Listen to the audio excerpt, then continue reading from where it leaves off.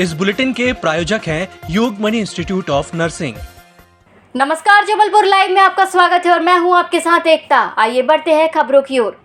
जबलपुर में कॉलेज के छात्र छात्राओं ने मेट्रो बस के संचालन के बंद होने पर कलेक्टर को ज्ञापन सौंपा है। दरअसल विगत 15 दिनों से मेट्रो बस का संचालन बंद हो चुका है, जिससे कि छात्र छात्राओं को काफी दिक्कतों का सामना करना पड़ रहा है। उनका कहना है कि गोसलपुर से जबलपुर तक मेट्रो बस सेवा चालू करने का आवेदन स्वीकार किया जाए और सभी ग्रामीण रूट से मेट्रो बस चालू करवाई जाए, जिससे कि कॉलेज स्टूडेंट्स का उज्जवल भविष्य सुरक्षित रहे। वहीं कलेक्टर ने ज्ञापन स्वीकार किया है और अधिकारियों को फटकार लगाई है।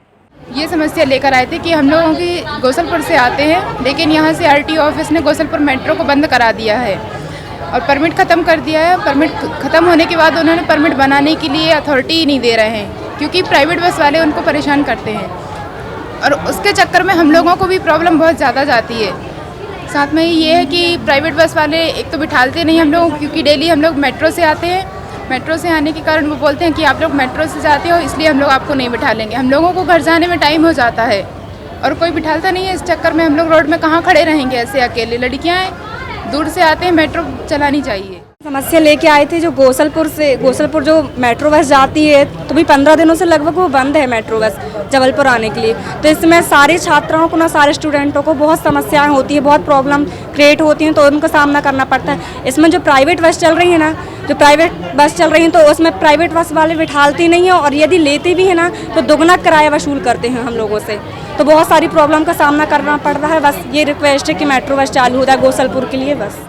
रांची निवासी शशि श्रीवास्तव ने पुलिस अधीक्षक को शिकायत देते हुए बताया कि 20 अप्रैल 2020 को भतीजे की शादी तय हुई थी। शादी करमचंद चौक स्थित विजन पैलेस होटल से होनी थी, जिसके लिए 2.5 लाख रुपए दिए गए थे। लेकिन अचानक लॉकडाउन लग गया और शादी की तारीख आगे बढ़ गई। जून में शादी घर से हो गई, क्योंकि होटल और अन्य बारात घरों में आयोजन की मनाही थी और मेहमानों की संख्या भी सीमित कर दी गई थी। इसी लिहाज से विजन पैलेस होटल से शादी नहीं हुई। नियमानुसार होटल मालिक को 2.5 लाख रुपए वापस करना चाहिए थे, लेकिन 2 साल बीत जाने के बाद भी पैसे वापस नहीं किए गए। पीड़ित ने एसपी को आवेदन देते हुए बताया कि ओमती थाने में इसकी शिकायत कई बार की जा चुकी है, लेकिन पुलिस द्वारा ध्यान ही नहीं दिया जा रहा है।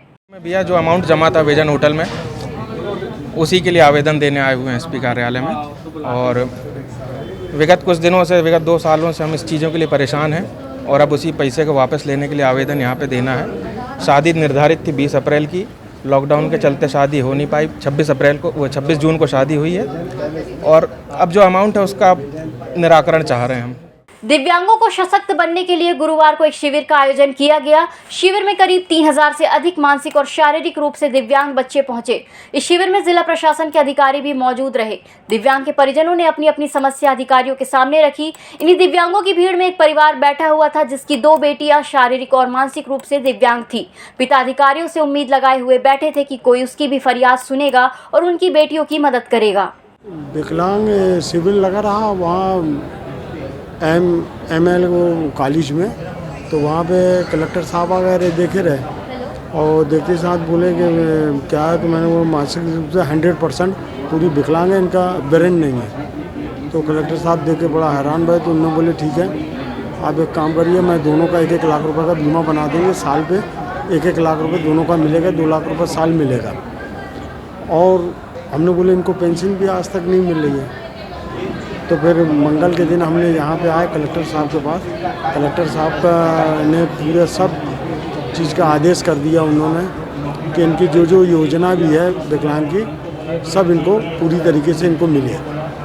तो कलेक्टर साहब को मैं बहुत बड़ा आभारी हूँ जो उनने बहुत अच्छा काम किया है और हमारे लिए समझ लो सारी स्कीमों को उनने ऑर्डर कर दिया। जिला कलेक्टर महोदय के प्रयास से हमने मानसिक दिव्यांगजनों के लिए 7 अप्रैल को MLB स्कूल में एक वृहद शिविर का आयोजन किया था, जिसमें आफरीन और अलशफा ये दोनों मानसिक दिव्यांग बच्चियां आई हुई थी। इन दोनों का प्रकरण सामने आते ही हमने इनकी जो मानसिक दिव्यांगों के लिए दी जाने वाली 600 रुपये प्रति माह की पेंशन है, वो आफरीन के लिए, चूँकि उसकी आयु 6 वर्ष से अधिक है, वो प्रारंभ की। साथ ही मानसिक दिव्यांगों को 600 रुपये की जो विशेष सहायता दी जाती है, इस प्रकार कुल 1200 रुपये प्रति माह उनको मिलेंगे, वो स्वीकृत किए हैं। साथ ही निरामया बीमा योजना के तहत जो है इनका प्रकरण तैयार किया जा रहा है, जिसमें इनका 1 लाख रुपये प्रति वर्ष तक का बीमा होगा, जिसमें इनके इलाज और OPD दवाइयों, फिजियोथेरेपी आदि के खर्चे भी ये रिम्बर्स करा सकते हैं। साथ ही जो दूसरी बच्ची है अलशफा, वो चूँकि 6 वर्ष से कम है, तो उसका हम निरामय बीमा योजना में प्रकरण तैयार कर रहे हैं और उसका भी 1 लाख रुपए का बीमा प्रारंभ करा रहे हैं। जैसे ही उसकी आयु 6 वर्ष होगी तो उसकी भी दोनों पेंशन प्रारंभ कर दी जाएंगी। रेड क्रॉस से भी कलेक्टर महोदय द्वारा उसको 5,000 रुपए की तत्कालिक सहायता दी गई है। Yogmani institute of nursing, Jamdar hospital, Jabalpur. Nursing के क्षेत्र में करियर बनाने का सुनहरा अवसर। प्रवेश प्रारंभ BSc nursing, post basic BSc nursing, GNM. पता 198/2 Raigwa, ward number 72, Arihant warehouse के पीछे, पाटन बाईपास चौक के पास, जबलपुर। ओमती मिशन कंपाउंड पर सोमवार की शाम उस वक्त अफरा तफरी मच गई जब एक सिरफिरे व्यक्ति ने 2 कुत्तों पर अंधाधुंध फायरिंग शुरू कर दी, जिसमें एक कुत्ते की मौके पर मौत हो गई जबकि एक गंभीर रूप से घायल हो गया है। गोली की आवाज सुनकर क्षेत्रीय लोग घर से बाहर निकले तो गोली मारने वाला युवक सबको धमकाने लगा, जिसके बाद पुलिस को सूचना दी गई और पुलिस ने कार्रवाई करते हुए 22 पॉइंट की एक बंदूक जब्त की है और दोनों पक्ष थाने में है। फिलहाल पुलिस बारीकी से पड़ताल कर रही है। हमारा घर मिशन कंपाउंड में है। हमारे घर में 2-4 पालतू कुत्ते हैं और कुछ कुत्ते कुछ स्ट्रीट डॉग, कुछ कुत्ते ऐसे हैं जिनको खाना खिला देते हैं 1-2 लोग को।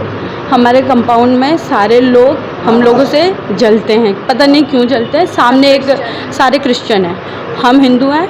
वो हमारे सामने वाले घर में एक अंकल रहते हैं, उन्होंने गन निकाली और हमारे 2 कुत्तों को शूट कर दिया और एक मर गया, एक जख्मी है। सर मेरे पास पूरे प्रूफ है, उन्होंने इस तरीके की चीज़ की है और वो हमेशा से ऐसे करते आए और हमेशा से उल्टा सीधा हम लोगों को बोलते आए हैं सर। जी सर, उनकी बेटी ने आके सीधे थप्पड़ मारा और सीधे पुश किया इतनी जम के कि सर के बल गिर सकते थे, इतनी जम के। और ये सब बातें, इतनी गंदी गंदी बातें बोली जाती हैं सर, बहुत गलत बोला जाता है हम लोगों को सर, हमेशा से, अभी से नहीं सर। दलित हो, ये हो, वो हो, किसी के में ये रह रहे हो, इनको निकालो, इनको भगाओ, ये है, ऐसा वैसा उल्टा सीधा बोलते हैं सर।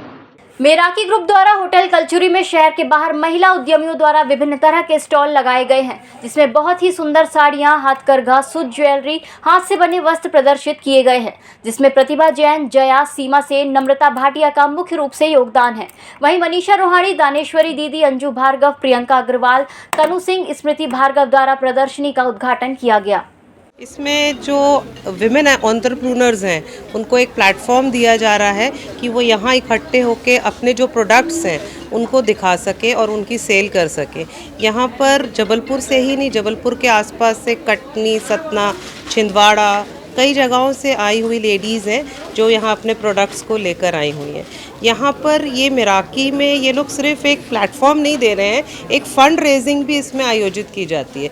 इसमें से जो भी प्रॉफिट होगा उसमें से कुछ फंड जो लेडीज़ हैं, जो ज़रूरतमंद बच्चे हैं, उनको दिया जाएगा। उनके लिए कोई भी चीज़ जो ज़रूरत की होगी वो ख़रीद की जाएगी। तो मेन मोटिव लेडीज़ को जो प्लेटफॉर्म दे रहे हैं उसके साथ फंड रेजिंग है, वो बहुत ही अच्छा इनका एक जो ये कार्यक्रम किया जा रहा है। इसमें विभिन्न महिलाएं अपना अपना प्रोडक्ट्स लाई हैं, मतलब अपने मध्य प्रदेश के बाहर के भी हैं, अपने जबलपुर के भी हैं, जिसमें अलग अलग कपड़ों का है और जूतियों का है, होम डेकोर का है, मतलब ज्वेलरी है, इस सब के एग्जीबिशंस लगे हैं। यहाँ ज्वेलरी का बहुत अच्छा है, होम डेकोरेट का बहुत अच्छा है, पॉट्स हैं, गार्डन्स का जो रखे जाते हैं वो भी हैं, साड़ियाँ हैं, सूट्स हैं अलग अलग तरह के, सब जगह से लखनवी का काम भी बहुत अच्छा है, काम यहाँ पे हो रहा है, सब बहुत अच्छा है। की आवक है?